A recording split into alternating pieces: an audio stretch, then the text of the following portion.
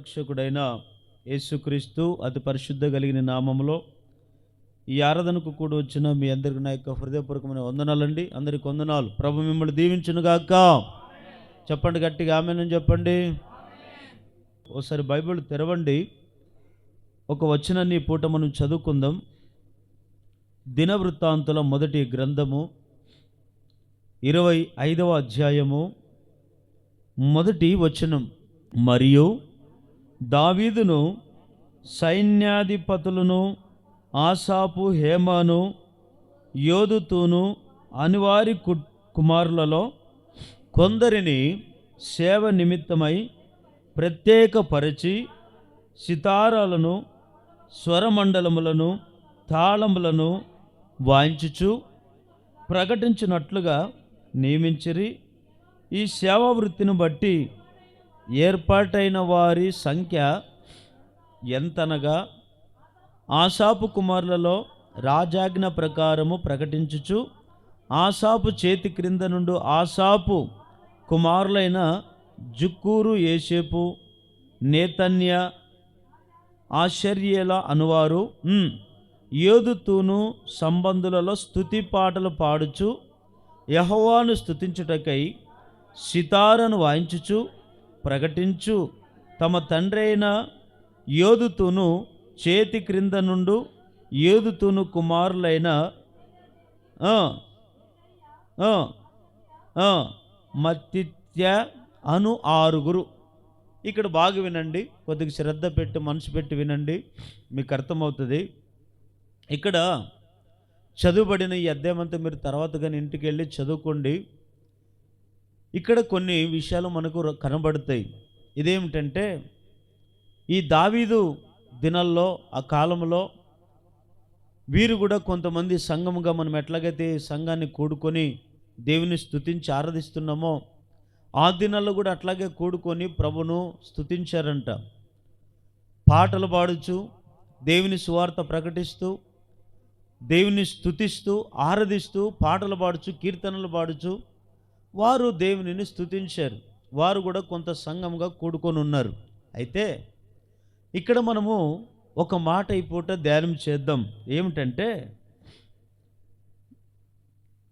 కొందరిని సేవా నిమిత్తము ప్రత్యేకపరచి అనే మాట చూస్తాం అక్కడ. అంటే సేవ కొరకు కొందరిని ప్రత్యేకపరచుకున్నారు. ఈరోజు అంశం పేరు ఏమిటంటే, సంఘములో ప్రత్యేకత ఉండవలెను. చెప్పండి, మరి చెప్పండి అందరూ. సంఘములు ఏముండాలి? ప్రత్యేకత ఉండాలి. ఆ దినాల్లో పాటలు పాడారు, మనలాగే స్తుతించారు, మనలాగే ఆరాధించారు, మనలాగే దేవుని వాక్యాన్ని ప్రకటించారు. అయితే అందరినీ కాకుండా కొందరిని ఎందుకు ప్రత్యేకపరచవలసిన అవసరం వచ్చింది అంటే, సేవకు అందరూ పనికిరారు. బైబుల్ పట్టుకున్న వాళ్ళంతా సేవకులంటే వాళ్ళు ప్రత్యేకింపబడిన వాళ్ళని అర్థం కాదు. సేవ వేరు, సేవ చేయడం వేరు. ఏమండి, మామూలుగా పాటలు పాడి దేవుని నమ్ముకొని అట్లాగే లోకంలో ఉండడం ఇది వేరు. అయితే కొందరిని ప్రత్యేకపరిచారు. అయితే నేను మీకు ఇక్కడ చెప్పే పాయింట్ ఏమిటంటే, సంఘములో ఒక ప్రత్యేకత అనేది ఉండాలి. దేవుడు కూడా ఈ లోకంలో అనేక సంఘాలు మనకు కనబడుతున్నాయి. లక్షలాది సంఘాలు, వేలాది సంఘాలు కనబడుతున్నాయి. మరి దేవునికి ఏది ప్రత్యేకమైన సంఘం? ప్రత్యేకత అంటే ఏమిటి? ప్రత్యేకత అంటే ఏమిటి అంటే, దేవుడు ఏ వ్యక్తినైతే ఏర్పరచుకుంటాడో ఆ వ్యక్తే ప్రత్యేకం. దేవుడు ఏ సంఘాన్ని అయితే కోరుకున్నాడో ఆ సంఘమే దేవునికి ప్రత్యేకం. మనుషుల యొక్క ఆలోచనలు వేరు, దేవుని యొక్క ఆలోచనలు వేరు. మనుషుల తలంపులు వేరు, దేవుని తలంపులు వేరు. అయితే కొంతమంది అంటుంటారు, అయ్యా సంఘాన్ని కూడా ప్రత్యేక పరుస్తాడా దేవుడు అనే ఆలోచన మీకు రావచ్చు, కొందరికి రావచ్చు. ప్రత్యేకంగా ప్రతి ఒక్క దేవుడు ఏరుకుంటాడు. ఆ మధ్య ఒక రాజు ఏం చేశాడంటే, ఒక ఎప్పుడో చరిత్రలో జరిగిన సంఘటన మీకు చెప్తాను. రాజు ఆ దేశంలో ప్రకటన చేశాడంట, నాకు వయసు వచ్చింది, వివాహం చేసుకోవాలి, నా తండ్రి చనిపోతే నేనే పట్టాభిషేకం నాకే కదా, నేనే రాజు కదా, నేను కూడా వివాహం చేసుకుని రాజ్య పరిపాలన చేయాలని ఆ రాజు ఆ దేశమంతా ప్రకటన చేశాడు. ఏమిని అంటే, ఎవరు అందంగా స్త్రీలు కనపడితే వాళ్ళందరూ కూడా నా ఇంటికి తీసుకురండి, వాళ్ళంతా లైన్గా నిలబెట్టండి, నేను ఎవరినైతే ఇష్టపడతానో ఆమె నాకు కాబోయే రాణి అని చెప్పాడంట. ఇంక రాజు ఎట్లా చెప్తే ఆ దేశ ప్రజలు అట్లా నడుచుకోవాలి కనుక ఇంటికొకరు అట్లాగా కొంతమంది ఎవరెవరైతే బాగా మంచిగా అందంగా అందచందాలు కనపడ్డారో అట్లాంటి వాళ్ళంతా రాజుని వివాహం చేసుకోవాలంటే ఇంక అందరు ఎవరికి ఇష్టం ఉండదండి. అందరూ వచ్చారు, చాలామంది వచ్చారంట, గుంపులు నిలబడ్డారు. గుంపులు నిలబడితే ఈ రాజు ఆ చివరి దాకా నుంచి ఒక్కొక్క స్త్రీని ముఖం చూసుకుంటూ వాళ్ళు రూపురేఖలు అన్నీ చూసుకుంటూ ఆ చివరి వరకు వెళ్ళాడంట. వెళ్ళి అందులో ఒక బీద స్త్రీ,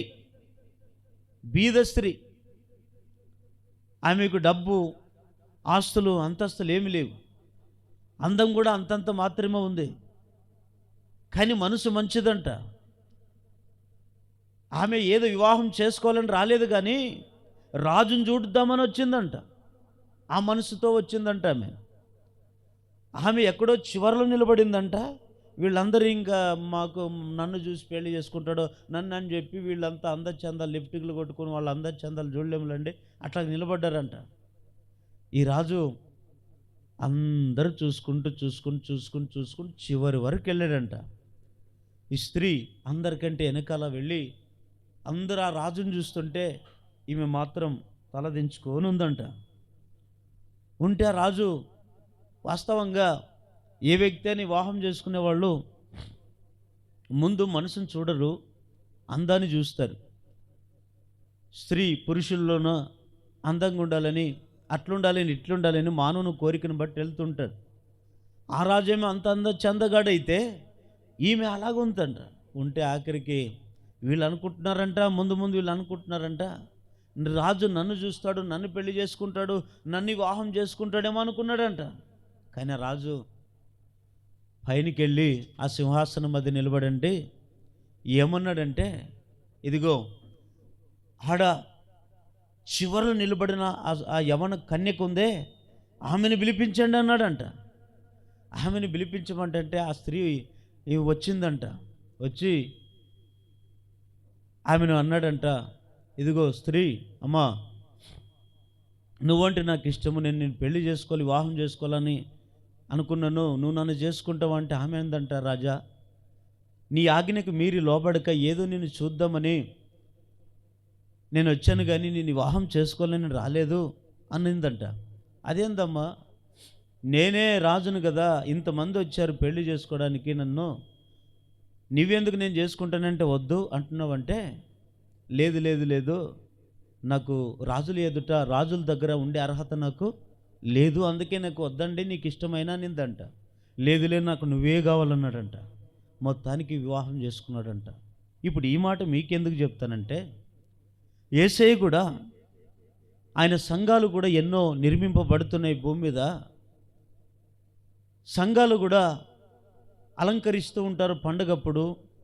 సంఘాలు కూడా ఎలా నిర్మించుకోవాలో కోట్లు లక్షలు పెట్టి మందిరాలు కట్టుకుంటారు, కానీ దేవుడు ఏర్పరచుకొని దేవుడు ఒక ప్రత్యేకించుకున్న సంఘం అనేది కనబడట్లేదు. అందుకే దేవుడు యోహానుతో ప్రకటన గ్రంథం 2వ అధ్యాయమంతా మొదటి అధ్యాయమంతా మీరు చదువుకోండి. మొదటి అధ్యాయం, 2వ అధ్యాయం, 3వ అధ్యాయం అంతా చదువుకోండి. అక్కడ నక్షత్రాలు పట్టుకొని ఆయన కుడి చేతిలో నిలబడ్డాడు. యేసయ్య ఆయన వెంట్రుకలు తెల్లగా మెరుస్తూ కిరీటం పెట్టుకొని, ఏమండి అపరంజి పాదములతోనూ అగ్ని నేత్రములతోనూ 7 నక్షత్రాలు పట్టుకొని నిలబడినట్లుగా యోహాను గారు దర్శనం చూశారు. ఆ దర్శనంలో యేసుప్రభు వారు అలా కనబడ్డారు. యేసయ్య ఏమంటారు తెలుసా యోహానుతోనా, యోహాను ఇదిగో ఆ 7 సంఘాలకు నువ్వు రాస్తున్న నువ్వేం హెచ్చరిక చేయాలో తెలుసా? 7 సంఘాల గురించి ఎందుకు ప్రస్తావించాడు అక్కడ అంటే, సంఘం అనేది దేవునికి ఒక భార్యతో సమానం. సంఘం అనేది భర్తకు భార్య ఏ విధంగా అయితే సమానమో, యేసయ్య కూడా వరుడుగా ఆయన ఈ లోకానికి వచ్చేటప్పుడు సంఘం కూడా వధువు వలె సిద్ధపడాలంట. అంటే అంత అలంకరింపబడిన స్త్రీగా ఉండాలంట, అంత అలంకరింపబడిన ప్రత్యేకంగా కనబడాలంట దేవునికి. అప్పుడే ఆ సంఘాన్ని రాకల్లో ఎత్తబడుతుంది. అప్పుడు ఆయన రాజ్యంలోనికి తీసుకొని వెళ్ళబోతున్నాడు ఆయన. అయితే ఇప్పుడు యేసయ్య యోహాను గారికి అంటున్నాడు, 7 సంఘాలకి నీవు ఇలాగ రాయము. ఏమని రాయలు ప్రభా అని అడిగాడు యోహాను గారు. ఏమి లేదు, ఆ 7 సంఘాలు ఏమేమిటో తెలుసా? చదవండి. ఇప్పుడు ప్రకటన గ్రంథం 1వ అధ్యాయం 10వ వచనాన్ని చదవండి. మందు ఆత్మవశుడనై ఉండగా బూరధ్వని వంటి గొప్ప స్వరము నీవు చూచుచున్నది పుస్తకంలో వ్రాసి ఏ సంఘాలంటే ఇది? ఒకటి ఎఫెసు సంఘం ఉంది, రెండవది స్ముర్న అనే సంఘం ఉంది, మూడవది పెర్గం అనే సంఘం ఉంది, నాలుగవది తుయతైరా అనే సంఘం ఉంది, ఐదవది సార్దీస్ అనే సంఘం ఉంది, ఆరవది ఫిలిదెల్ఫియా అనే సంఘం ఉంది, ఏడవది లావో దికా. అంటే ఇప్పుడు చదువుకున్న ఈ పేర్లన్నీ కూడా ఏంటివి? మనుషుల పేర్లా, సంఘాల పేర్లా? సంఘాలు పేర్లు. మనుషులకి ఏ విధంగా అయితే పేర్లు పెట్టబడ్డాయో సంఘాలు కూడా ఇప్పుడు పేర్లు పెట్టబడ్డాయి. ఇప్పుడు ఏ విధంగా అయితే ఈ దినాల్లో ఏ విధంగా అయితే సంఘాలు విస్తరించబడ్డాయో ఆ దినాల్లో కూడా అంటండి సంఘాలు విస్తరింపబడ్డాయి. అవే 7 సంఘాల గురించి దేవుడు ఆ వ్యక్తికి చెప్తున్నాడు. ఏమన్నా తెలుసా? యోహాను, ఈ సంఘాలకు నువ్వు ఒక వృత్తరము రాయి. ఏమేమి రాయలు ప్రభా అని అడిగినప్పుడు, ఏమి లేదు, ఈ 7 సంఘాలు ఉన్నాయి కానీ నాకు ఒక ప్రత్యేకమైన సంఘం ఒకటి కనపడదు అన్నాడంట. ప్రత్యేకంగా ఎట్లా ప్రభా? ఏమేమి ఉన్నాయి సంఘాలు అంటే ఏమి లేదు. ఇప్పుడు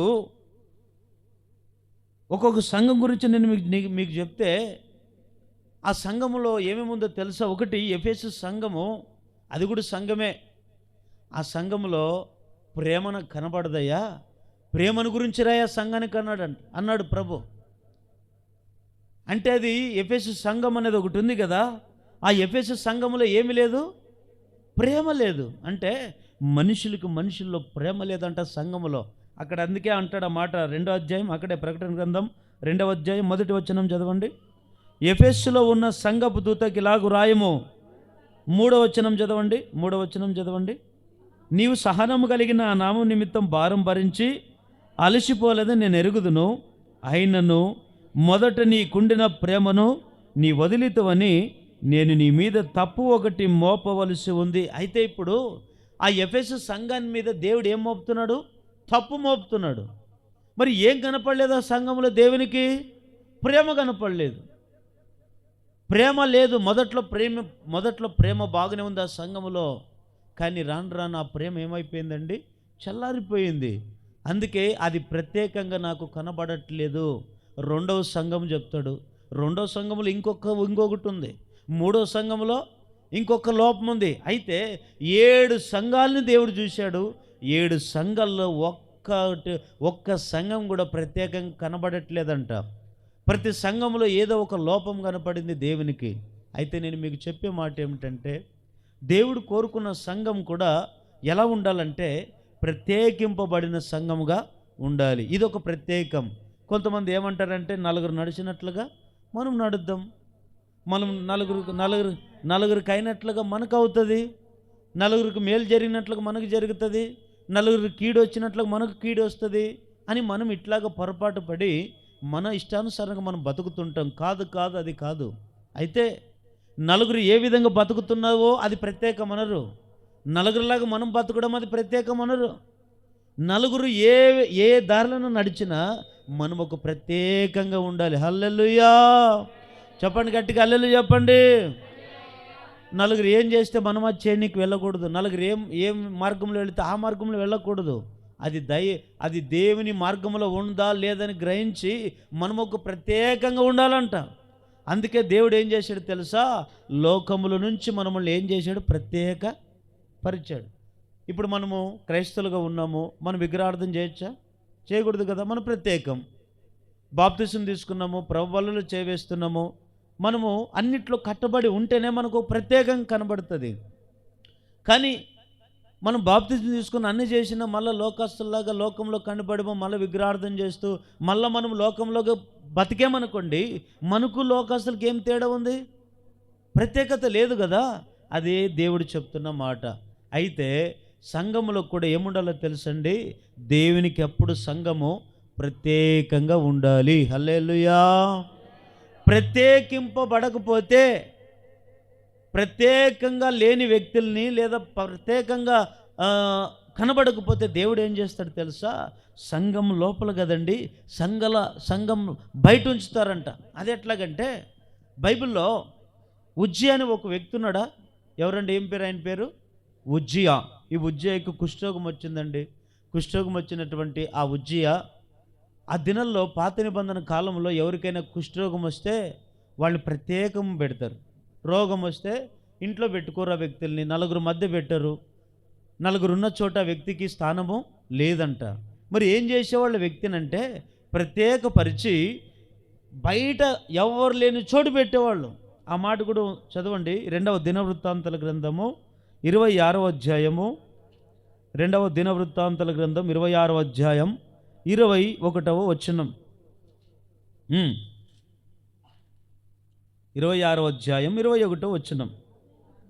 రాజైన ఉజ్జియా తన మరణ దినము వరకు ఏ రోగంతో ఉన్నాడంట? కుష్ఠరోగి అయి ఉండెను. కుష్ఠరోగి అయి యెహోవా మందిరంలోని కంటే సంఘంలోనికి పోకుండా ప్రత్యేకింపబడెను గనుక అతడు ప్రత్యేకంగా ఒక ఇంటిలో నివసించుచుండెను. అతని కుమారుడైన యోతాము రాజు ఇంటి వారికి అధిపతి అయి దేశపు జనులు న్యాయం తీర్చుచుండెను. ఇక్కడ చూడండి, ఈయనకి ఎందుకు సంఘంలోనికి ఆహ్వానం లేదు అంటే అతనికి కుష్ఠరోగం వచ్చింది కనుక బయట పెట్టారు. ఇది పాత నిబంధన ఆచారం. ఇది ఏ ఆచారం అండి? ఇది పాత నిబంధన మోషే ధర్మశాస్త్రం ప్రకారం చేయవలసిన విధానం అది. అందుకే ఆ కుష్ఠరోగిని బయట పెట్టారు. కానీ ఇప్పుడు మనము బయట ఉండడానికి వీలు లేదు. ఎందుకో తెలుసా? ఎఫెసీయులకు రాసిన పత్రిక 2వ అధ్యాయం 12వ వచనం. ఎఫెసీయులకు రాసిన పత్రిక 2వ అధ్యాయం 12వ వచనం చదవండి. ఆ కాలమందు ఇశ్రాయేలుతో సహపౌరులు కాక పరదేశులను, వాగ్దాన నిబంధనలు లేని పరజనులను, నిరీక్షణ లేనివారును, లోకమందు దేవుడు లేనివారునై ఉండి క్రీస్తుకు దూరస్తులై ఉంటరని మీరు జ్ఞాపకం చేసుకునడి. అయినను మునుపు దూరస్తులైన మీరు ఇప్పుడు క్రీస్తు యేసునందు క్రీస్తు రక్తం వలన సమీపస్తులై ఉన్నాము. హల్లెలూయా. చెప్పండి గట్టిగా హల్లెలూయా చెప్పండి. దేవుని బిడ్డలారా, ఒకప్పుడు మనము ఎవరికైనా కుష్ఠరోగులు లేదా ఎవరైనా తప్పులు చేస్తే, ఎవరైనా బైబిల్కి విరుద్ధంగా ప్రవర్తిస్తే వాళ్ళు దూరంగా పెట్టేవాళ్ళు, సంఘంలోకి ఆహ్వానించేవాళ్ళు కాదు. ఎందుకంటే వాళ్ళకు ఉండే దానిని బట్టి. కానీ ఇప్పుడైతే మనము ఆ కాలమందు అలా చేశారు. కానీ ఈ కాలంలో దేవుడు మనకు పెట్టిన ఆ భాగ్యం ఏమిటంటే, నువ్వు రోగువై ఉండొచ్చు, పాపవై ఉండొచ్చు, నీతిమంతుడై ఉండొచ్చు. ఏ స్థితిలో మనం ఉన్నామో, అయితే మనం ఒకప్పుడు దేవుడి లేనివారై ఉన్నాము. ఒకప్పుడు దూరంగా ఉన్నాం దేవునికి. దేవుడు అంటే ఎవరో తెలీదు. ఇంక విగ్రహార్థనే, అదే ఆ బండిని కొలిస్తే ఆ బండే దేవుడు, ఆ చెట్టుని కొలిస్తే ఆ చెట్టే దేవుడు. మనకి అప్పుడు ఆ కాలంలో అట్లాగున్నాం, తెలియకున్నప్పుడు అంట. కానీ ఇప్పుడు మనం తెలిసినాక మనం అందరం ఎవరో తెలుసా? పరజనులం కాదు. మనం ఎవరిప్పుడు? దేవునికి దాసులం, దేవునికి సమీపస్తులం. ఎందుకంటే యేసయ్య రక్తం ద్వారా మనం అందరం కడగబడి ఇప్పుడు మనల్ని లోకంలో నుంచి మనల్ని ఏం చేశాడు? దేవుడు ప్రత్యేకపరుచుకున్నాడు. వీళ్ళు నశించిపోవడానికి వీలు లేదు, వీళ్ళు విగ్రహార్థం చేస్తే నశించిపోతారని చెప్పి మన మీద అనాది సంకల్పం మీదే దేవుడు ఆ ఆలోచన ఉంచాడు కనుక వాక్యం ద్వారా మనం లోకం నుంచి రక్షించి మనల్ని అందరూ కూడా తన సంఘంగా చేర్చుకొని ఇప్పుడు ఏం చేశాడు తెలుసా? మనల్ని ప్రత్యేకపరిచాడు. ఎవరికి ప్రత్యేకంగా ఉండాలి? మనము లోకానికి ప్రత్యేకంగా ఉండాలి. ఎందుకంటే వాళ్ళు లోకం అంటది. ఒకప్పుడు వాళ్ళు అలా ఉండేవాళ్ళు, ఒకప్పుడు వాళ్ళు విగ్రహార్థం చేసేవాళ్ళు, ఒకప్పుడు వారు అనేక రకరకాల చెడు తలంపులు కలిగి ఉన్నారు. కానీ ఇప్పుడైతే సంఘములో కట్టబడిన వాళ్ళు, సంఘములో నీతిమంతులుగా మార్చబడిన వాళ్ళనే దేవుడు ప్రత్యేకపరుస్తాడు. హల్లెలూయా. అయితే దేవుని బిడ్డలారా, మనం అందరం ఒకప్పుడు దేవుడు తెలియకున్నప్పుడు, దేవుడు అంటే ఎవరో తెలియకున్నప్పుడు, న్యాయమో ఇది నీతో ఇవన్నీ కూడా మనకు తెలియనప్పుడు, పాపము తప్పులు ఒప్పులు తెలియకున్నప్పుడు మనం అందరం లోకస్తులమే. కానీ ఇప్పుడు మనం అందరం ఎవరికి సమీపస్తులము? దేవునికి సమీపస్తులమై ఉన్నాం. అందుకే సంఘంగా కట్టబడ్డాం. అందుకే సంఘంలో దేవుడు మనం చేర్చబడి ఏముండి ఇప్పుడు దేవుని చేత మనం ఎట్లయిపోయినామంటే ప్రత్యేకింపబడిన వాళ్ళగా అయిపోయాం. అందుకనే ఆయన అంటాడు, తిమోతికి చెప్తాడు పౌలు గారు, తిమోతి, నీవు లోకానికి విశ్వాసులకు మాదిరికరంగా నడుచుకో. ఎందుకు? నువ్వు ప్రత్యేకమైన వ్యక్తివి. విశ్వాసులకు సంఘములను ఒక మాదిరిగా ఉండు. ప్రత్యేకము అంటేనే మాదిరి అని అర్థం. ప్రత్యేకంగా కనపడాలి. నలుగురులాగా నేను నడుచుకుంటానంటే అట్లా నడుచుకునేది అది ప్రత్యేకంగా కనపడదంట. అందుకే దేవుని బిడ్డలారా, సంఘములో మనం ప్రత్యేకంగా ఉందముగాక. అయితే ప్రత్యేకింపబడిన సంఘము ఏమై ఉండాలి? ప్రత్యేకింపబడిన సంఘము ఎలా ఉండాలో ఒక 3 పాయింట్లు చెప్పి ముగిస్తాను. ప్రత్యేకింపబడిన సంఘము ఎలా ఉండాలంటే, మొదటి మాట, ఎజ్రా గ్రంథం 10వ అధ్యాయం 11వ వచనం. ఇప్పుడు మీ పితరుల యొక్క దేవుడైన యెహోవా ఎదుట మీ పాపమును ఒప్పుకొని ఆయన చిత్తానుసారంగా నడుచుకొనుటకు సిద్ధపడి దేశపు జనులను, అన్య స్త్రీలను విసర్జించి మిమ్మును మీరు ప్రత్యేకపరచుకొని ఉండుడి. గట్టిగా హల్లెలూయా చెప్పండి. ఇంకోసారి చెప్పండి గట్టిగా హల్లెలూయా. ప్రత్యేకింపబడిన సంఘం ఎట్లుండాలి దేవుని కంటే? దైవ చిత్తానుసారంగా ఉండాలంట. మొదటి మాట ఏమిటండి? ఎవరి చిత్తానుసారంగా ఉండాలంట? దేవుని చిత్తానుసారంగా మనం ఉండాలి. దేవుని చిత్తానుసారంగా సంఘం ఉండాలంట. ఎందుకంటే నిన్ను ప్రత్యేకపరుచుకున్నాడు. ఎందుకంటే నిన్ను ప్రత్యేకంగా దేవుడు ఎన్నుకున్నాడు. లోకంలో నుంచి మనల్ని ఎన్నుకొని సంఘంగా కూర్చుకొని ప్రత్యేకపరిచాడు. అందుకే దేవుడు ప్రత్యేకింపబడిన సంఘం ఎట్లుండాలంటే, ముందు ఆ సంఘము దైవ చిత్తానుసారంగా ఉండాలి. ఏంటి దైవ చిత్తానుసారంగా అంటే? మనుషుల చిత్తాలు ఉంటాయి, దేవుని చిత్తాలు కూడా ఉన్నాయి. మనుషుల ఆలోచనల ప్రకారం నడిపింపబడే సంఘాలు ఉన్నాయి, దేవుని ఆలోచనల చేత నడిపింపబడే సంఘాలు ఉన్నాయి. అయితే సంఘం అనేది ఎప్పుడు దైవ చిత్తానుసారంగా నడవాలి. కొన్ని సంఘాలు ఎట్లుంటాయంటే దైవ చిత్తానుసారంగా ఉండవు, మనుషుల చిత్తానుసారంగా ఉంటాయి. అంటే ఆ మనుషులు ఏం చెప్తే అదే పాటించాలి. కొన్ని సంఘాల్లో ఎవరు ఏం చెప్తే దాని ప్రకారమే ఉండాలి, అది కాదు. అయితే ఆ వ్యక్తి చెప్తున్నటువంటి వ్యక్తి కూడా ఎట్లుండాలంటే దైవ చిత్తానుసారమైన వ్యక్తి, ఏర్పరచబడిన వ్యక్తి అయి ఉండాలి. ఆ మాట ప్రకారమే సంఘం కూడా పాటించి ముందుకు వెళ్ళాలి. అదైతే దైవ చిత్తానుసారమైన సంఘం. హల్లెలూయా. అయితే ఒక మాట మీకు చెప్తాను. ఎఫెసీయులకు రాసిన పత్రిక 6వ అధ్యాయం 6వ వచనం చదవండి ఒకసారి. ఎఫెసీయులకు రాసిన పత్రిక 6వ అధ్యాయం 6వ వచనం. మనుషులను సంతోషపెట్టువారు చేయనట్లు కంటికి కనబడటకే కాక క్రీస్తు దాసులమని ఎరిగి దేవుని చిత్తము మనస్పూర్వకంగా జరిగించుచు మనుషులకు చేసినట్టు కాక ప్రభునకు చేసినట్టే ఇష్టపూర్వకంగా సేవ చేయుడి. దాసులైనను స్వతంత్రులైన మీలో ప్రతివాడును ఏ సత్కారం చేయనో దాని ప్రతి వలన ప్రభు వలన పొందుదనని మీరు ఎరుగుదురు. చాలండి, ఇక్కడ వినండి. అయితే ఇప్పుడు మనం అందరం మనుషులను సంతోషపెట్టేవారుగా ఉండకుండా ఎవరు సంతోషపెట్టాలి? సంఘము ఎవరిని సంతోషపెట్టాలంట? దేవుని సంతోషపెట్టాలి. అందుకే ఈ మాట అంటాడు, ఏమని? మనుషులను సంతోషపెట్టేవారు చేయనట్లు మీరు కంటికి కనబడే వాళ్ళగా మీరు చేయకూడదు. అయితే ఇప్పుడు మనం ఎవరో తెలుసా? క్రీస్తు దాసులం, దేవుని చేత ప్రత్యేకింపబడిన వాళ్ళమని ఎరిగి, దేవుని చిత్తమేదో ఎరిగి తెలుసుకొని ఏమండి ఆ దేవుని చిత్తానుసారంగా సేవ చేయాలంట. కొందరు ఏం చేస్తారంటే మనుషులు సంతోషపెట్టడానికి మనుషుల చిత్తం ప్రకారం నడుస్తుంటారు. అది సేవ కాదని వాక్యం అంటుంది. అయితే మనం కూడా ఈ దైవ చిత్తానుసారంగా సంఘం ప్రత్యేకింపబడిన తర్వాత దైవ చిత్తానుసారంగా ఉండాలి. ఓ సందర్భాన్ని మీకు జ్ఞాపం చేస్తాను. యేసుప్రభు ఉన్న దినాల్లో యేసుప్రభు వారు ఆయన శిష్యులు ఒక చోటు కూడుకొని ఉన్నారు. ఇలాగ ఒక దగ్గర కూర్చొని ఉంటే యేసుప్రభు దగ్గరికి ఎవరు వెళ్ళారు తెలుసా? యేసుప్రభు తల్లి అయిన మరియమ్మ, వాళ్ళ అన్నదమ్ములు, వాళ్ళు వెళ్ళారు. వాళ్ళు వెళ్ళి యేసుప్రభుని పిలిచారు. యేసుప్రభుని పిలిస్తే వాళ్ళు ఏమంటారు తెలుసా? మార్కు సువార్త 3వ అధ్యాయం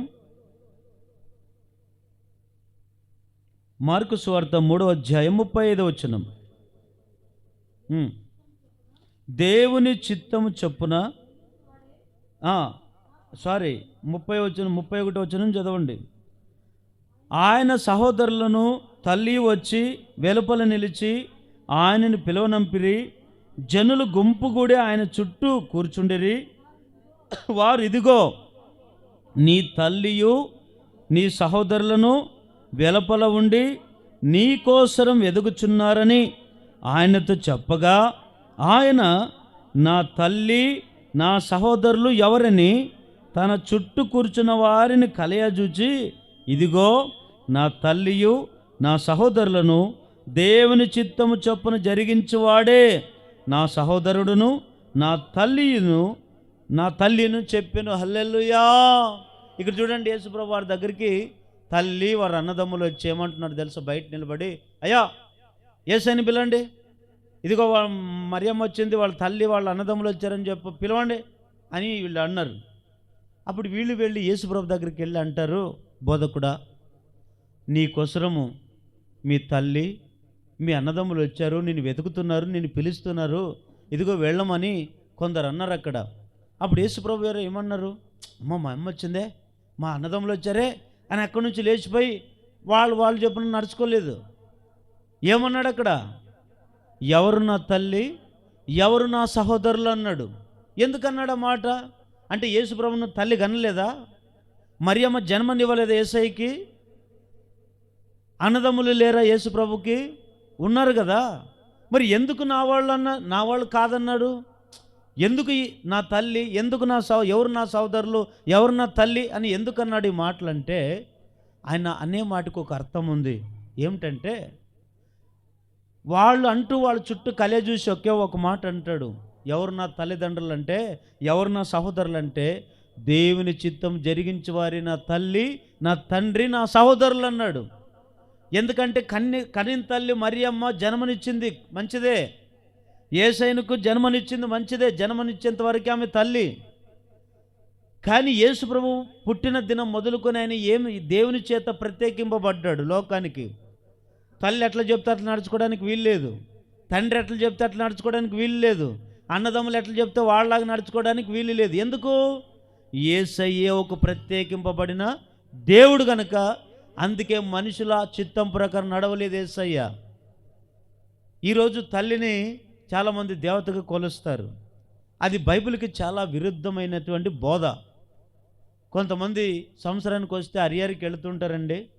హరియారికి వెళ్ళి గుండు గీచుకొని వస్తుంటారు. ఎవరికి మొక్కుబడి చేసుకున్నారు వీళ్ళు? తల్లి అయిన మరియమ్మ. ఇప్పుడు దేవత ఒకవేళ అయితే యేసుప్రభు వారు ఎప్పుడూ చెప్పేవాడు, నా తల్లిని కూడా ఆరాధించండి అని. మనకి ఏకై దేవుడు, ఒకే ఒక దేవుడు, ఆయన పేరు యేసు క్రీస్తు వారు తప్ప ఇంకొకరు జన్మనిచ్చింది అంతే. జన్మనిచ్చిన తల్లిని గౌరవించండి, జన్మనిచ్చిన తల్లిని సన్మానించండి, జన్మనిచ్చిన తల్లిని ఏమండి అవమానపరచొద్దు అన్నాడు అంతే. కానీ ఈ రోజుల్లో కొంతమంది విరుద్ధమైనటువంటి బోధలు చేసి దాని గురించి మనకు అనవసరం. కానీ అయితే మనకు ఒక పాయింట్ ఏమిటంటే, ఈరోజు మన శరీర బంధాలు ఎప్పటికీ మనకు శాశ్వతంగా ఉండవు. అది అన్నదమ్ములు కావచ్చు, తల్లిదండ్రులు కావచ్చు, రక్త సంబంధికులు కావచ్చు. శరీరంగా పుట్టిన బంధము ఏనాటికి శాశ్వతము కాదు. ఇది ఈ కాలం నుంచి వచ్చింది కాదు, యేసయ్య ఉన్న కాలం నుంచే జరుగుతున్నది ఇది. మరి ఏ బంధం శాశ్వతం అనేదంటే, ఆత్మీయ బంధం అనేది ఒకటి ఉంది. యేసయ్య రక్తంతో కడిగిన బంధం అనేది ఒకటి ఉంది. ఒకే తల్లిదండ్రులకు పుట్టకపోయినా యేసయ్య రక్తంతో కడగబడ్డం కనుక మనమందరం ఒక బంధులం. మనమందరం ఒక ఆత్మీయ బంధువులం. అందుకే దేవుని బిడ్డలారా, మనము ఈ ఆత్మీయ బంధం. అందుకని ఏ దైవజనులు ఏసన్న గారు ఒక పాట రాశారు కదా, ఈ బంధము మనుబంధము విడదీయగలరా ఎవరైనను, మరి ఏదైనను. రాజా జగమెరిగిన నా యేసు. నిజమేనండి, ఈరోజు మన తల్లిదండ్రులు మనకి శాశ్వతంగా ఉండకపోవచ్చు. ఒకే రక్తంలో పుట్టిన, ఒకే తల్లి కడుపులో పుట్టిన పిల్లలు అన్నదమ్ములే. అది నిజమైన బంధం ఏనాటికి కాదు. ఊకే చెప్పుకోవడానికి బాగుంటుంది కానీ అది వాళ్ళలో ప్రేమలనే ఉండవు. కానీ ఒకే ఒక్క బంధం ఉంది మనకు. అదే సంఘములో ఉండే దేవుని యేసు రక్తంతో కడిగిన ఒక బంధం ఉంది. ఆ బంధమే స్థిరంగా నిలబడుతుంది. హల్లెలూయా. అయితే సంఘము, ప్రత్యేకింపబడిన సంఘం ఎట్లుండాలంట? దైవ చిత్తానుసారంగా ఉండాలి. దేవుని చిత్తం ఏదైతే దేవుడు మనకు సంఘాన్ని చెప్పాడో, ఏ విధంగా అయితే ఆయన చిత్తం ప్రకారం సంఘాన్ని కట్టమన్నాడో ఆ విధంగానే కట్టాలి. ఆ విధంగానే సంఘాన్ని ముందుకు నడిపించుకోవాలి. ఏంటి దేవుని చిత్తం అంటే, మొదటి తెస్సలోని రాసిన పత్రిక 4వ అధ్యాయం 3వ వచనం. మొదటి తెస్సలోని రాసిన పత్రిక 4వ అధ్యాయం 3వ వచనం చదవండి. 4వ అధ్యాయం 3వ వచనం చదవండి. పరిశుద్ధుల అగుటయే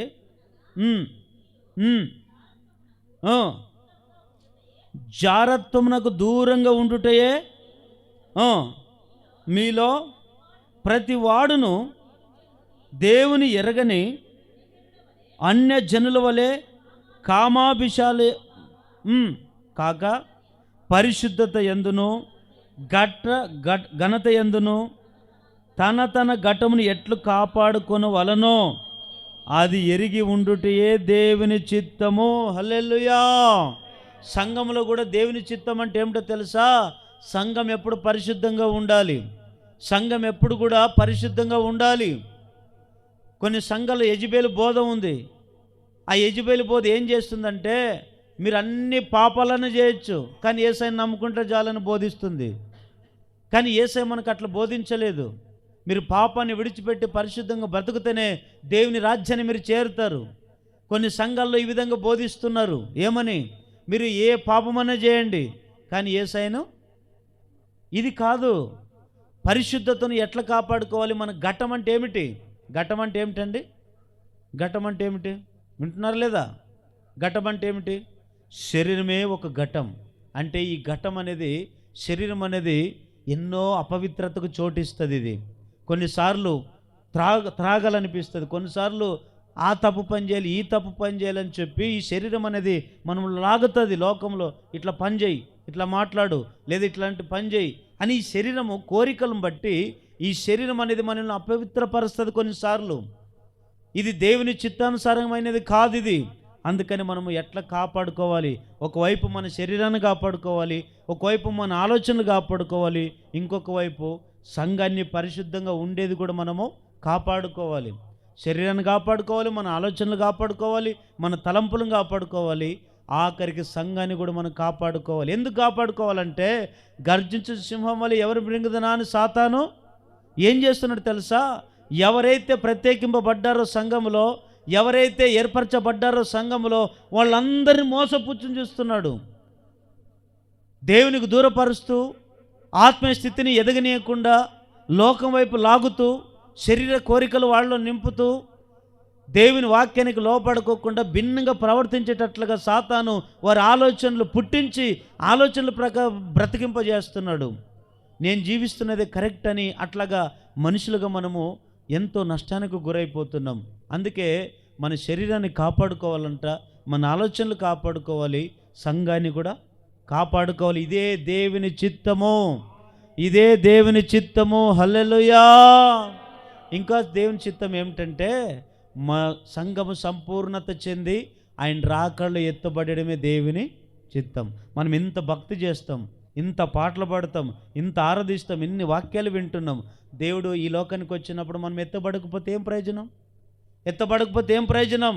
ఇన్నేళ్ళ నుంచి భక్తి చేశాం, ఇన్నేళ్ళ నుంచి దేవుని స్తుతించాం, ఇన్నేళ్ళ నుంచి దేవుని ఆరాధించాం. మరి మన భక్తిలో దేవుని రాజ్యంలో చేరకపోతే మన భక్తి ఏమిటి? అందుకే మనం రాకళ్ళు ఎత్తబడమే దేవుని చిత్తం. మరి ఆయన రాకళ్ళు ఎత్తబడాలంటే మనం ఈ భూమి మీద బతుకుతున్నప్పుడే మన శరీరాన్ని మనం నలగొట్టుకోవాలి, మన ఆలోచనలు మనము సరిచేసుకోవాలి, సంఘంలో మనం పరిశుద్ధంగా ఉండాలి. అదే దేవుని చిత్తము. హల్లెలూయా చెప్పండి. మొదటి పాయింట్ ఏమిటి? ప్రత్యేకింపబడిన సంఘం ఎట్లుండాలంట? దేవుని చిత్తానుసారంగా ఉండాలి. రెండో మాట, గలతీయులకు రాసిన పత్రిక, అక్కడే గలతీయులకు రాసిన పత్రిక మొదటి అధ్యాయము 15వ వచనం. గలతీయులకు రాసిన పత్రిక మొదటి అధ్యాయం 15వ వచనం. అయినను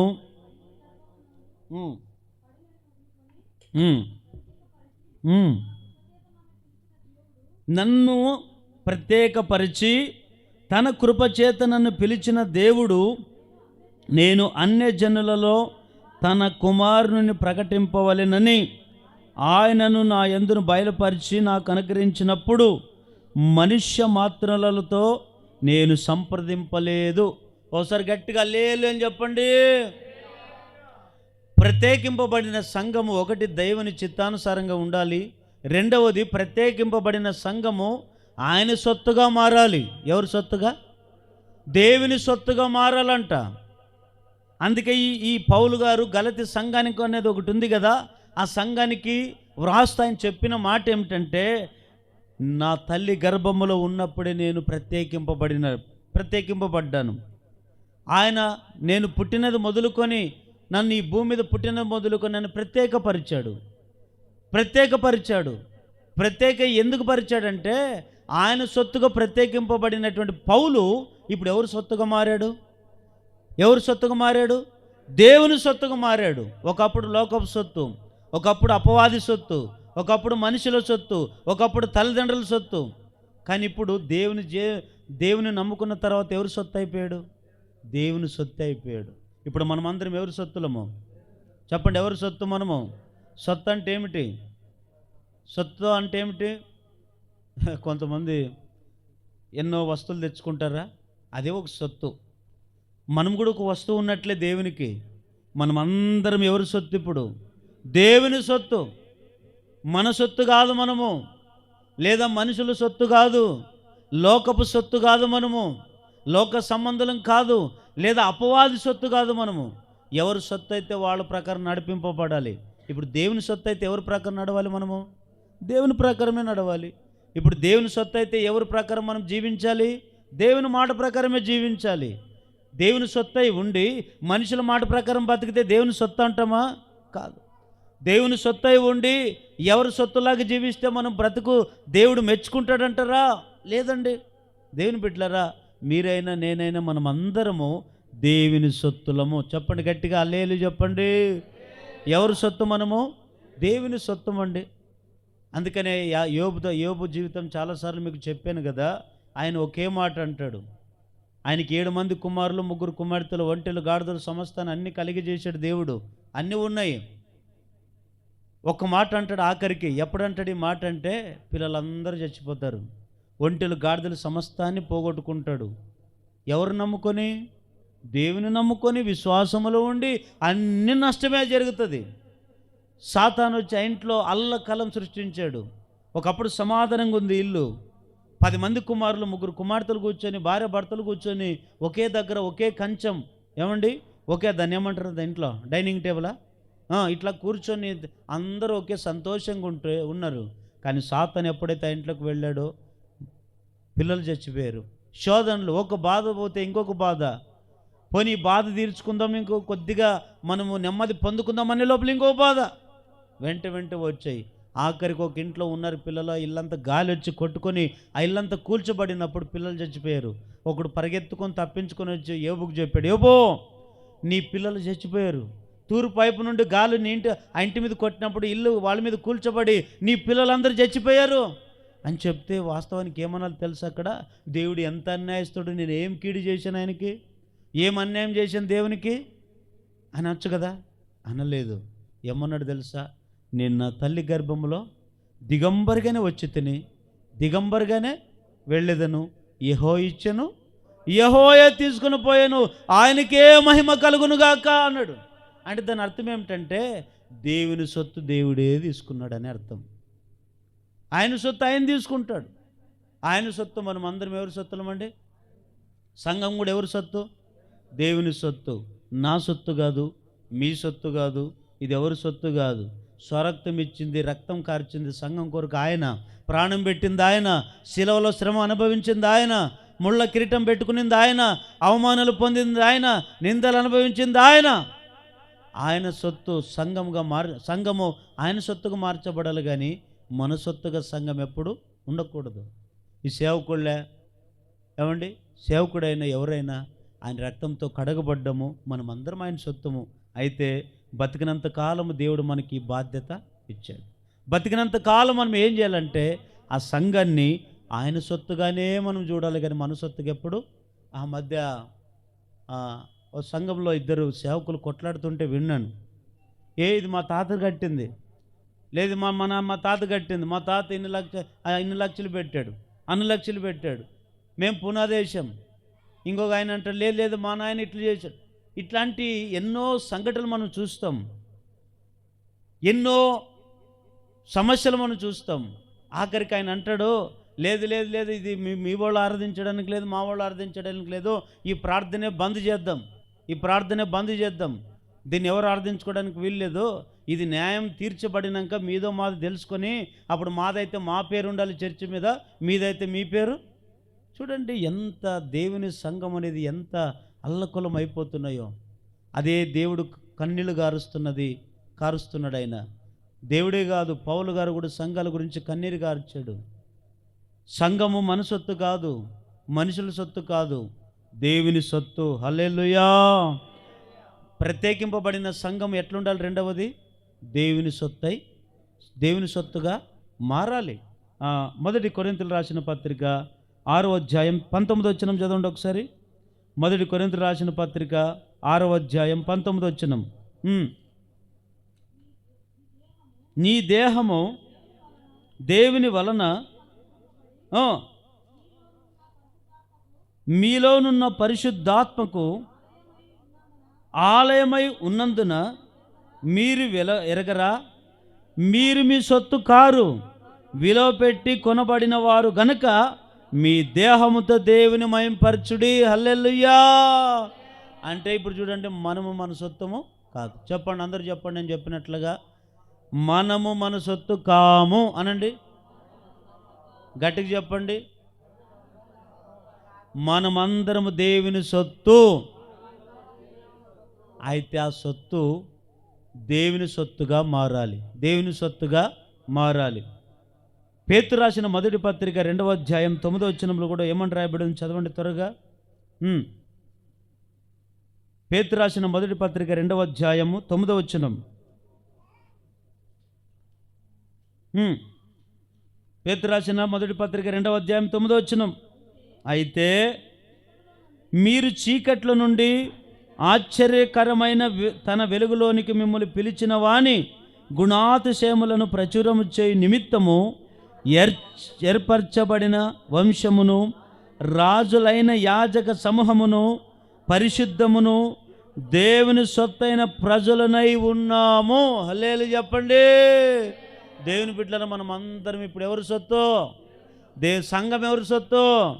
దేవుని సొత్తు. నా సొత్తు కాదు, మీ సొత్తు కాదు, మనందరి సొత్తు కాదు. అయితే ఈ సొత్తునంట మనం అపవిత్రపరచకూడదు. దేవుడిచ్చిన ఈ సొత్తును మనము దొంగిలకూడదు. దేవుడి సొత్తునిచ్చాడు, అది దేవుని సొత్తుగానే మారాలి. దేవుడి సొత్తునిచ్చాడు, దేవుని సొత్తుగానే మారాలి. హన్న చాలాసార్లు విన్నారు కదా, ఆమె గర్భఫలం లేనప్పుడు దేవుని అడిగింది, ఏమని? ప్రభా, నాకు ఒక కుమారుని ఇస్తే తిరిగి నేను సేవకు అనిందా లేదా? మరి నేను తిరిగి ఇస్తానంటే వెంటనే దేవుడు ఆమె ప్రార్థన ఆలకించాడు, చక్కటి కుమారుని ఇచ్చాడు. ఇచ్చిన తర్వాత ఆమె పెట్టుకునిందా? ఆమెనే పోషించుకునిందా? ఆమెనే పెంచుకునిందా? లేదు. పాలు దాగేంత వరకు పెంచింది. పాలు దాగేది ఎప్పుడైతే ఆ కుమారుడు ఇడిచిపెడతాడో బాలుడు, తిరిగి సమూయేలు ఎవరికి ఇచ్చింది? సమూయేలుని ఎవరికి ఇచ్చింది? దేవునికి ఇచ్చింది. ఎందుకంటే సమూయేలు అన్న సొత్తు కాదు, సమూయేలు దేవుని సొత్తు అయిపోయాడు. దేవుని మాట ప్రకటిస్తూ ప్రవక్తగా మారాడు ఈ లోకంలో. ఆయన ద్వారా సేవ ఎంతో ఘనంగా దేవుడు జరిగించుకున్నాడు. హల్లెలూయా. ఈరోజు మనమందరం కూడా దేవుని సొత్తై ఉన్నాము.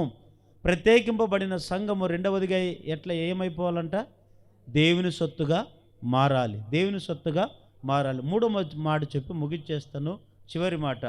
ఎన్ని పాయింట్లు చెప్పాను మీకు? 2. సంఘములు ఏముండాలంట? ప్రత్యేకంగా ఉండాలి. సంఘం ప్రత్యేకంగా ఉండాలి. ప్రత్యేకింపబడిన సంఘం మొదటిగా ఎలా ఉండాలి? దేవుని చిత్తానుసారంగా ఉండాలి. రెండవది, ప్రత్యేకింపబడిన సంఘం ఎట్లుండాలి? ఆయన సొత్తుగా మారాలి. మూడో మాట చదవండి. నిర్గమకాండం 8వ అధ్యాయం 23వ వచనం. నిర్గమకాండం 8వ అధ్యాయం 3వ వచనం. చివరి మాట చదవండి, ముగిచ్చేద్దాము.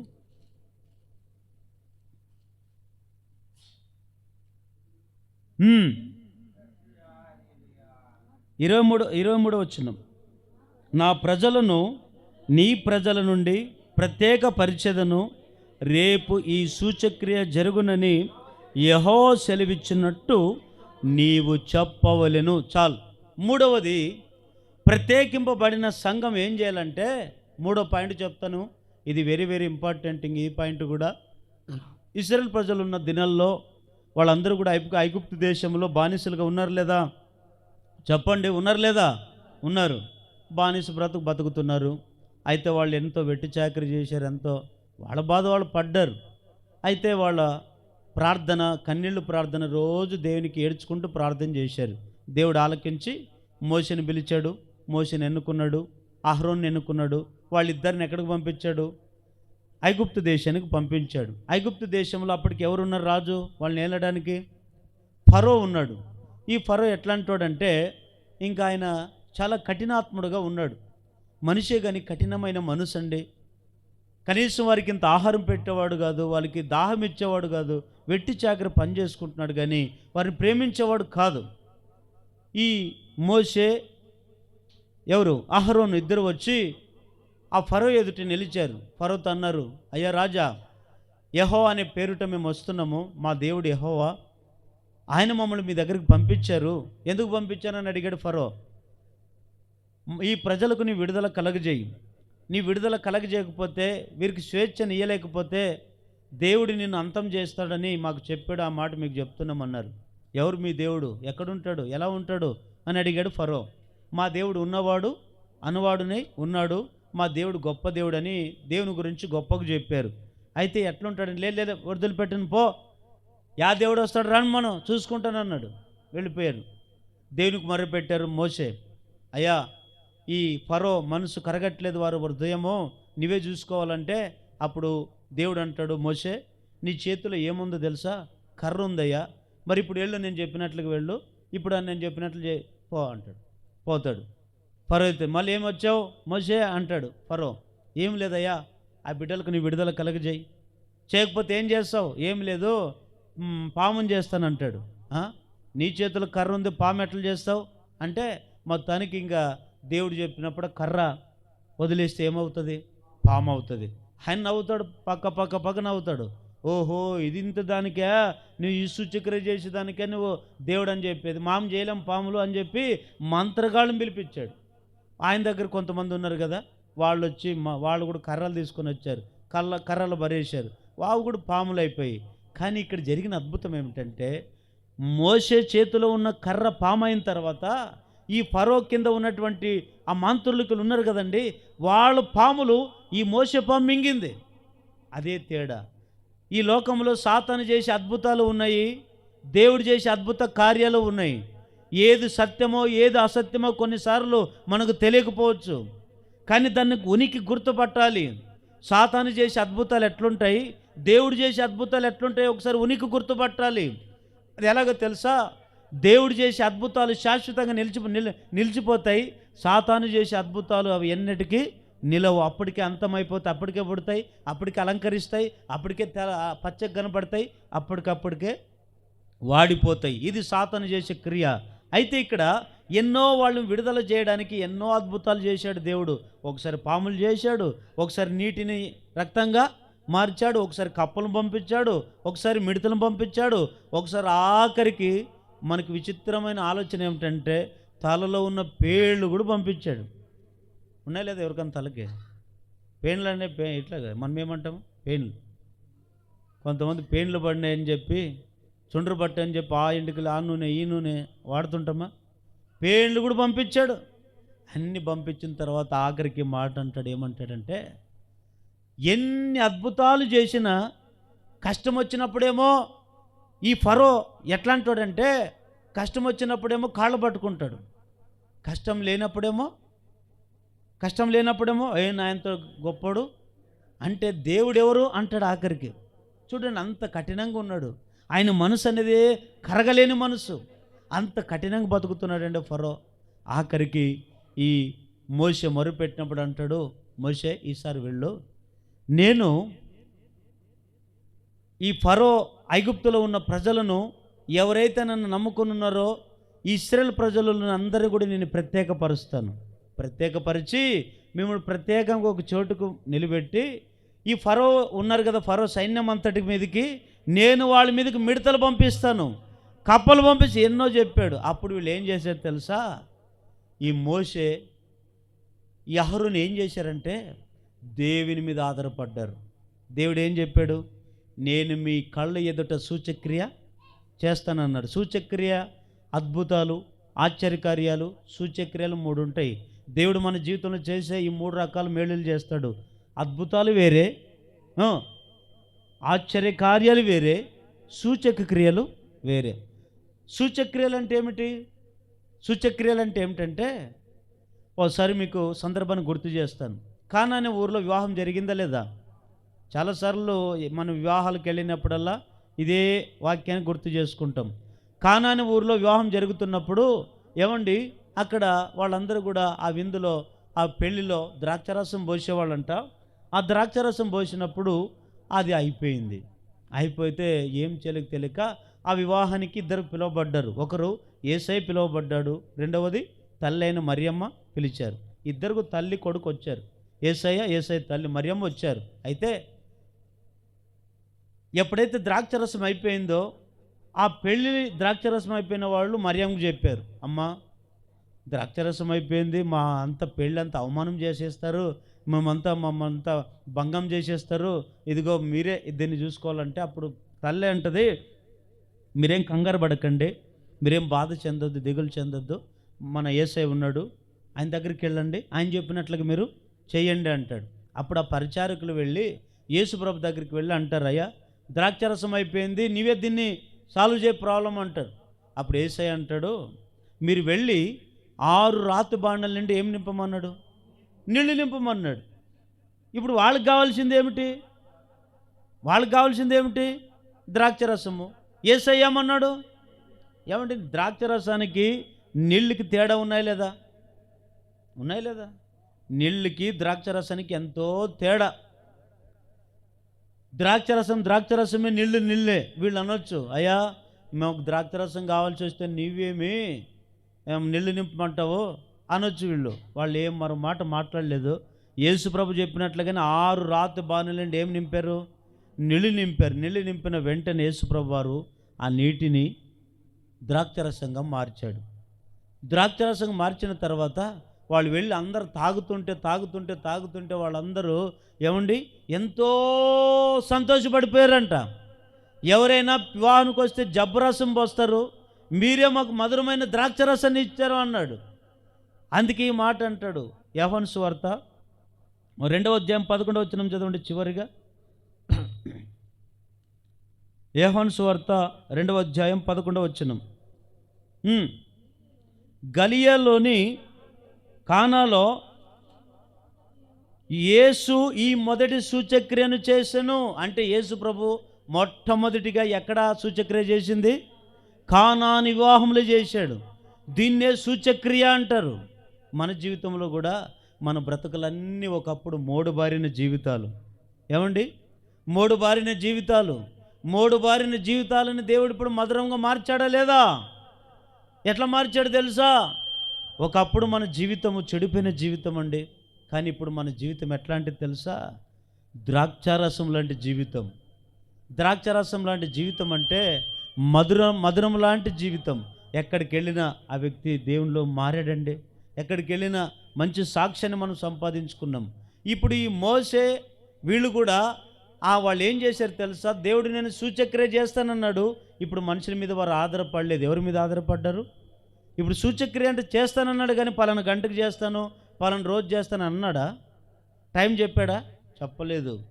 దేవుడు చేసే కార్యాలు ఎట్లుంటాయంటే సంఘంలో ఎప్పుడు ఎట్లాంటి కార్యాలు చేస్తాడో మనకు తెలియవు. మనమైతే ఏం చేయాలి? సంఘంలో కాచుకొని ఉండాలి. ఎప్పుడు చేస్తాడు? ఈ వారం చేస్తాడు, రేపు వారం చేస్తాడా, ఈ సంవత్సరం? దేవుడైతే సూచక్రియ చేస్తానన్నాడు. మనమైతే ఇప్పుడు ఏం చేయాలి? ఆయన మీద ఆధారపడి ఆయన చేసే అద్భుతాలు సూచక్రియల కొరకు ఎదురు చూడాలంట. హల్లెలూయా చెప్పండి. ఇప్పుడు ఈ మోషే అహరోనులు కూడా ఏం చేశారు తెలుసా? ఎవరి మీద ఆధారపడ్డాడండి? దేవుని మీద ఆధారపడ్డాడు. అయితే సంఘం కూడా ప్రత్యేకింపబడిన సంఘం మూడవది ఎవరి మీద ఆధారపడాలి? దేవుని మీద ఆధారపడాలి. మనుషుల మీద ఆధారపడకూడదు. ఇంకొకరి మీద ఆధారపడకూడదు. సంఘము ఎవరి మీద ఆధారపడాలి? దేవుడు ఎక్కడున్నాడు చెప్పండి? దేవుడు ఎక్కడున్నాడు? పరలోకంలో ఉన్నాడు. సంఘం ఎక్కడుంది? భూమి మీద ఉంది. ఇప్పుడు పరలోకం నుండి మనము ఎవరి మీద పరలోకంలో ఉన్న దేవుని పట్ల మనం ఏం చేయాలి? ఇప్పుడు భూమి మీద ఉన్న సంఘము దేవుని మీద ఆధారపడాలి. ప్రభువా, ఈ సంఘానికి ఇది కొదువ ఉంది, ఈ సంఘానికి ఇది అవసరం ఉంది, ఈ సంఘానికి ఇలాంటి అవసరతలు తీర్చండి అని మనము సంఘంలో దేవుని మీద ఆధారపడాలంట. అప్పుడు పరలోకం నుంచి సంఘానికి దేవుడు ఏం చేస్తాడు? సూచక్రియలు చేస్తాడు, అద్భుతాలు చేస్తాడు, మహత్కార్యాలు దేవుడు జరిగించునుగాక. చాలామంది ఈ రోజుల్లో ఓపికలు లేవు. దేవుడు కొద్దిగా సూచక్రియలు అద్భుతాలు చేద్దామని లోపల మనము ఏమో చేసుకుంటాం. అది కాదండి. మనము దేవుడు సూచక్రియలు అద్భుతాలు చేసేంత వరకు మన ఓపికతో సంఘములో కాచుకొని దేవుని మీద ఆధారపడాలంటే మనకేముండాలి? సంఘములో ఓపిక ఉండాలి. ఏముండాలండి? ఓపిక ఉండాలి. ఓపిక లేని వ్యక్తిలో ఏం జరగదు? సూచక్రియలు జరగవు, అద్భుతాలు జరగవు. ఏమండి? ఇవేవి జరగవు. అందుకే ఓపికతో మనం కాచుకొని సంఘం అంతా కూడా దేవుని మీద ఆధారపడగలిగితే ఆ సంఘానికే దేవుడు ఆదుకొనుగాక. సంఘం ఎప్పుడు దేవుడి నుంచే సహాయం పొందుకోవాలి. దేవుని మీద ఆధారపడాలి. దేవుడే సహాయం చేయాలి. అదే నిజమైన సంఘం అని దేవుడు ఎప్పుడో మనకు బోధించాడు. ఆ సంఘంగా దేవుడు మన సంఘాన్ని కూడా మార్చునుగాక. చెప్పండి, సంఘంలో ఏముండాలంట? ప్రత్యేకత. సంఘం ఎప్పుడు ప్రత్యేకంగా ఉండాలి. నలుగురు ఉన్నట్లుగా మనం ఉండకూడదు. ప్రత్యేకింపబడిన సంఘం ఎలా ఉండాలంట? ఒకటి, దేవుని చిత్తానుసారంగా ఉండాలి. రెండవది, దేవుని సొత్తుగా మారాలి. మూడవది దేవుని మీద ఆధారపడాలి. దేని కొరకు ఆధారపడాలి తెలుసా? ప్రభువా, రోగంతో వచ్చానయ్యా, నన్ను బాగు చేయి. అయ్యా, బాధతో వచ్చానయ్యా, నన్ను బాగు చేయి. అయ్యా, నా భార్య భర్తల అసమాధానంతో వచ్చామయ్యా, బాగు చేయి అని మనం అందరం సంఘం అంతా కూడా దేవుని మీద ఆధారపడితే నిశ్చయముగా దేవుడు మనల్ని ఆదుకుంటాడు. నిశ్చయముగా దేవుడు మన మీద కృప చూపునుగాక.